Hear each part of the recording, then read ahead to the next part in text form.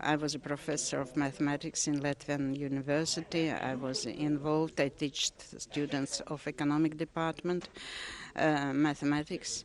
Our view was on possible development of all this area was mostly pragmatic.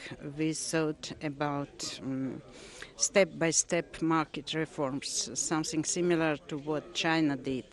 But the events in Soviet Union went differently. It was immediate dissolution of the state, and of course all these 15 republics found themselves in a very specific situation. The further development was very much dependent on leadership, on good governance, and I think that Kazakhstan was one of the republics which succeeded a lot with its leader, who brought this ship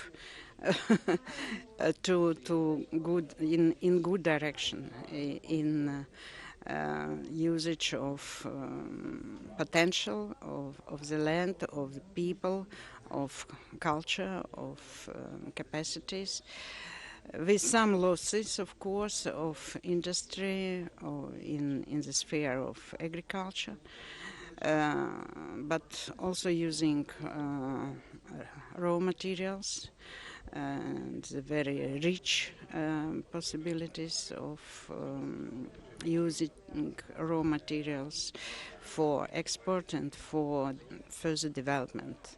Since the income of from this export of raw materials could go abroad, as it happened in many other republics, to buy football clubs or something else.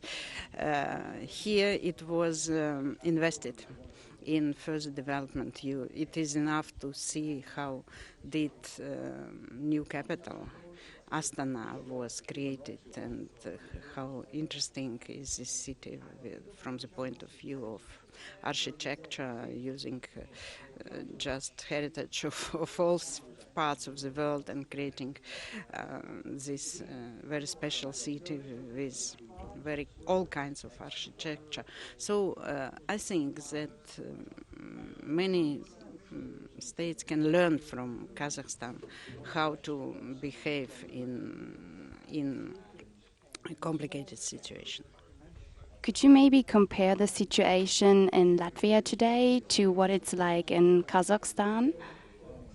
You see, in the early 90s, my party was against signing association agreement with European Union. It has happened despite we were in minority, in opposition to the willingness of leading parties to sign it as soon as possible. It was signed in 95, and if we compare further economic development of my country, we have to say that we lost a number of traditional enterprises, traditional industries, where we were champions in all over Soviet Union in production of telephone stations, of radio, production in the sphere of communication devices, etc., etc., we call it now. And we also had problems in agriculture.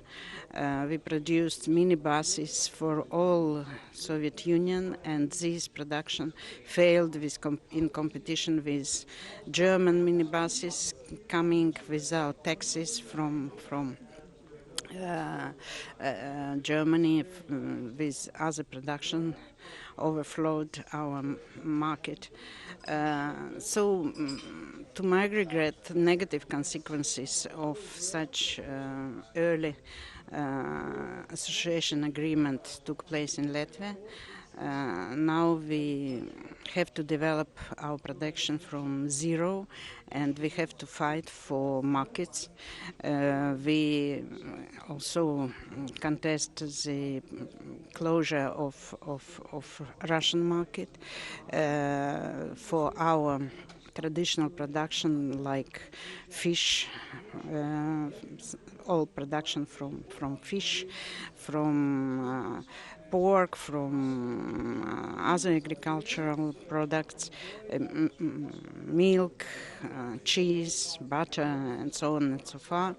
And to my regret, it is very easy to close one market and very difficult to find an alternative market. In what concerns democratization, in what concerns respect for opposition, for minorities, for different approaches.